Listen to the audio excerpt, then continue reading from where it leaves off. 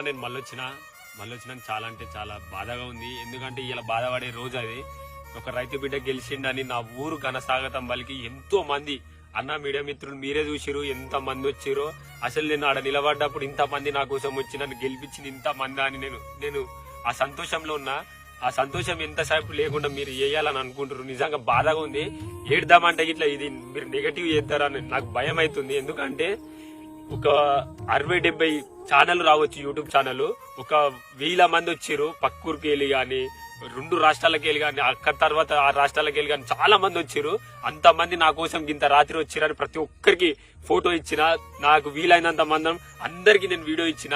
నేను అన్నం తినలే, నాకు అయితే లేదని అన్నం తినదంగి పోతే కొంతమంది వచ్చి వాళ్ళు మీరే అన్న మీడియా మిత్రులు మీరే నాకు 5 నిమిషాలు నాకు 10 నిమిషాలు నేను ఇట్లా మనిషినే కదా అన్న.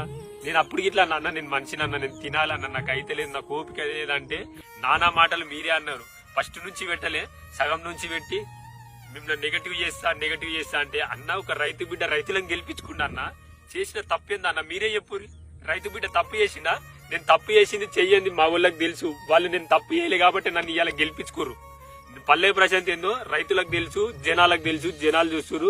మీ పక్షాన ఏమన్నా తప్పుగా మాట్లాడుంటే దయచేసి నన్ను క్షమించండి. కానీ పల్లె ప్రశాంత్ అసలు తప్పు చెయ్యడు. మీరు ఆలోచించురు అన్న. నిజంగా సబ్స్క్రైబ్ చేయండి.